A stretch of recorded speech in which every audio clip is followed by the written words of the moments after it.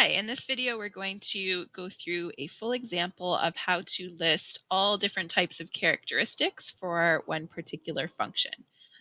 So I've chosen a function that might be a little bit more tricky than something you may have seen in grade 11. There's lots of different characteristics that we can talk about with this function, and we're going to go through and list them all in proper notation. So for stating intervals and stating domain and range, we're going to go through how to state that using both set and interval notation. But before we get to those characteristics, let's list some of the other more basic characteristics. So for this particular function, there are two vertical asymptotes. And when we state vertical asymptotes, we state vertical asymptotes as the equations of vertical lines. And so the equation of those two asymptotes would be x equals -1 and x equals -3. In terms of horizontal asymptotes, we can see that both on the right-hand side and the left-hand side of the graph, our function is approaching the line y equals 0, or it's approaching the x-axis. So we say the horizontal asymptote is y equals 0. In terms of maximum and minimum points, the only point I can identify on this graph as either local max or local min would be this point right here. And that would be a local maximum point. So in this general vicinity right here on the graph, that's the highest point in that area. And so we call that a local maximum point. And that point is at -2, -1. So that is a local maximum at -2, -1. There are no local minimum points on this graph, and there are also not any global maximums or global minimums, because we can see at the top part of this graph, we've got two arrows extending forever upwards. And at the bottom part of this graph, we've got two arrows extending forever downwards. So there will not be a global max or min at all for this graph.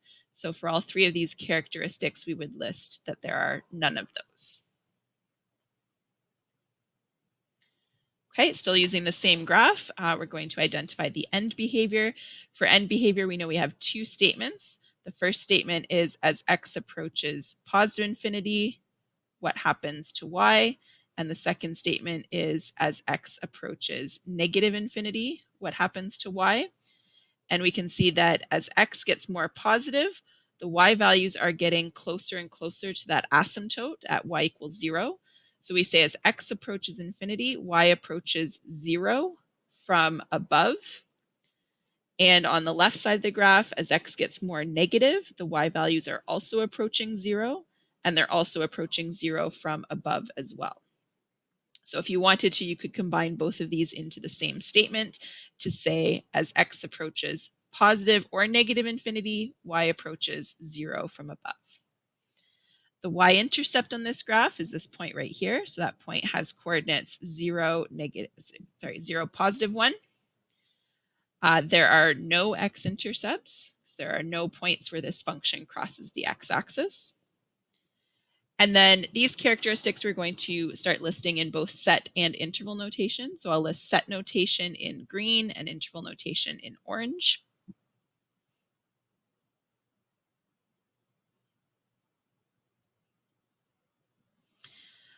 So the domain of this function, well, we know we're going to start with the condition of all real numbers because the different pieces of this graph are continuous curves.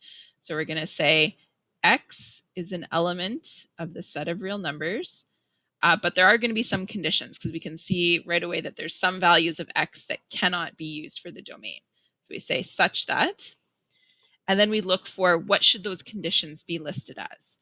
So if we look here, x can be any value between, any value less than -3 is perfectly valid because that's this whole piece of the graph here. And any value that's greater than -1, that's this piece. So x can be any of those values. And x can also be any value between -3 and -1. So really the only restrictions here is that x cannot be equal to -3 because that's where one of our vertical asymptotes is located. And also x cannot be equal to -1. Those are the two x values that would not produce any y values on this function. So we say that x cannot be -1, and also x cannot be equal to -3. It's often a comma that's used here to separate those two different conditions, or if you have more than one condition, you usually separate with a comma, although sometimes you'll see some people use the union symbol as part of set notation as well, so just the union symbol in place of the comma. I generally use the comma there. Let's do the range as well in set notation. So in terms of the y values that are possible, we can see that the only y values that are not possible to generate from this function would be happening in between this section of the graph here. So 0 is not going to be possible to be generated as a y value, but also the values in between 0 and -1, right? Those values are also not generated anywhere on this function. So here we start by saying y can be any real number such that, and then we list the conditions. Well, the y values could be anything above 0. So we can start with y can be greater than 0. Okay. And also y could be any value less than or equal to where this local maximum is. So y could be any value less than or equal to -1. So, and we can also say y can be less than or equal to -1. So it's those two conditions that if they're satisfied, then that is a y value that can be generated by this function. If we write this out in interval notation, so interval notation, I'll use orange.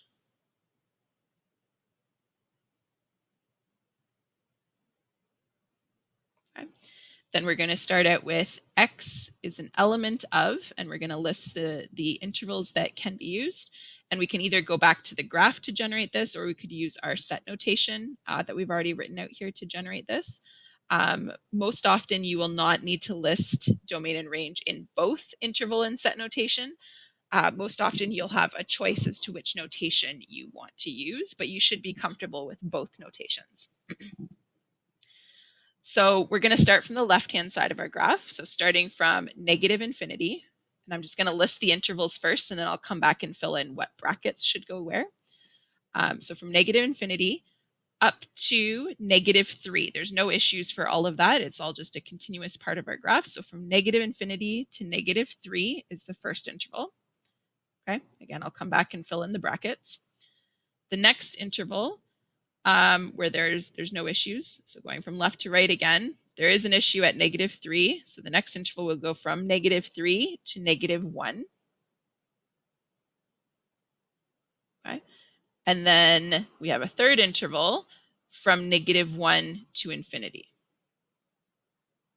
Is another continuous chunk of our graph. So we know that open brackets are always going to be used adjacent to infinity symbols. And then we need to figure out if the -3 and if the -1 is to be included as part of our domain.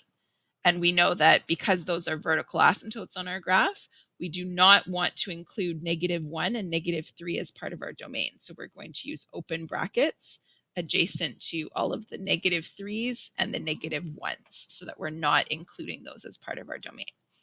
So the last step here is I'm going to replace those commas in the middle with union symbols to make sure that our notation is proper here. So in between each of the intervals, we're going to put a union symbol to link them all together. So x is an element from -infinity to -3, and from -3 to -1, and from -1 to infinity, but not including -1 and not including -3. To list the range in interval notation, we're going to start with y is an element of. And here we're going to start again from -infinity and go to +infinity, but we're going to, so that means we're going to start from the bottom of our graph and work our way up. So -infinity up to -1, that would be the first chunk there that we wouldn't want to include the values just after -1 there, but so -infinity up to -1 is that first interval. We're going to use an open bracket with the -infinity. And the -1, that is going to be a value that can be generated because that local maximum point there has a y value of -1. So we want to include that value of -1 as part of our range. So we use a closed bracket there. And then union. And then the next set of y values that is possible to generate on this function would be from 0 to infinity. And again, we use an open bracket with the infinity. And here we do not want to include the 0 because that is not included as part of our range because that's where the asymptote is there. And so we're going to use an open bracket there.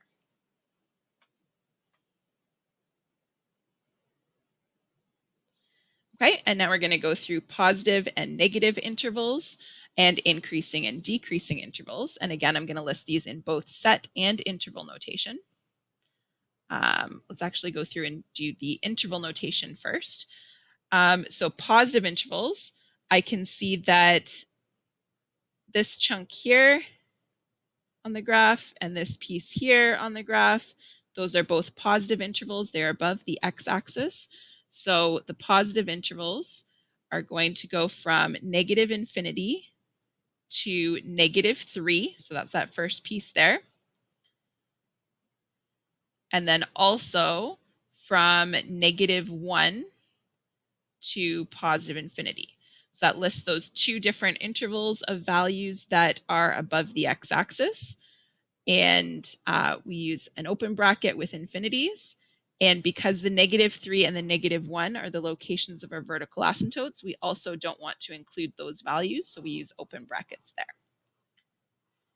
The negative part of this graph is this piece in the middle here. So that's the part from x is -3 to x is -1. So we're going to say the x values from -3 to -1. And because we don't want to include -3 or -1, because those are the vertical asymptote locations, we use open brackets on the endpoints of that interval. The increasing section of our graph, well, this piece on the left here is an increasing section. So we're going to say from -infinity to -3 is increasing. Okay. The part on the right is decreasing. So we're going to use that in a moment for the decreasing intervals. And then this piece here on the left-hand side of this curve is also an increasing section because it's going up from left to right. So we also want to include from -3 to -2 would be the location of where that local maximum point is. So that's all increasing. And again, we use an open bracket with infinities. And -3 is not included because that's where the asymptote is. Same thing here. And then -2 with increasing intervals, you can either use that as the endpoint of your increasing interval, or you can use an open bracket. So just like we talked about before, you can use open or closed bracket here. Either one would be acceptable. For the decreasing intervals, well, that's the intervals of the domain that we did not include as part of the increasing intervals. So the decreasing sections would be from -2 to -1. And then also this piece on the right side here from -1 to positive infinity. Open bracket on the infinity, open bracket on the -1, because that's where the asymptote is. And then similar to this -2 over here, we can use an open or a closed bracket here to indicate where that decreasing interval begins. Okay, looking at these in set notation now. The positive intervals, we could list as First of all, x is an element of the set of real numbers such that, and because we have values from -infinity to -3, I'm going to say that x is less than -3 is one of our conditions. And the other condition would be that x is greater than -1. Right? So you can see I can either build that set notation from the interval notation that I already have, or I can get that from going back to the graph. So again, the positive intervals are the section to the left of -3 and the section to the right of +1. The negative intervals, so that's from -3 to -1. So we can say in set notation, x is an element of the set of real numbers such that, and I'm going to put the x in the middle this time because x can be between -3 and -1. So I'm going to say x can be greater than -3, but has to be less than -1. And that ensures that x is between -3 and -1.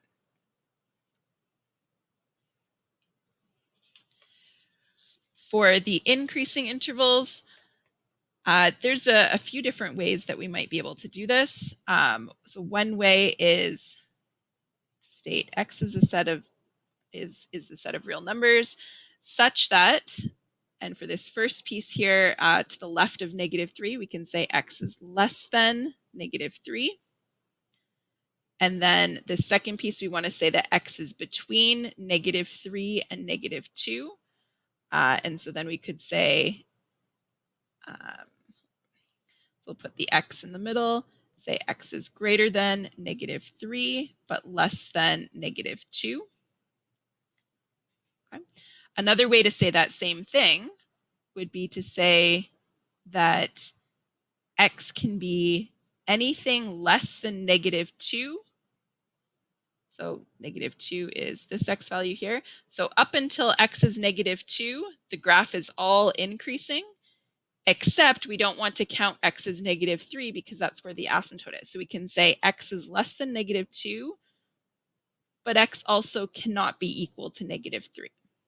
So there might be a few different ways that you could go about listing this in set notation. And similar idea for the decreasing intervals as well. So I'll list one here, but you could list that in a few different ways potentially. So for the decreasing interval, we have x is an element of the set of real numbers such that, and we can say x can be anything greater than -2, except for that location of the asymptote where the function is not defined. So we say also x cannot be -1. So that gives you one potential way to write out the decreasing interval, but you could also write out something similar to this format for the decreasing intervals as well.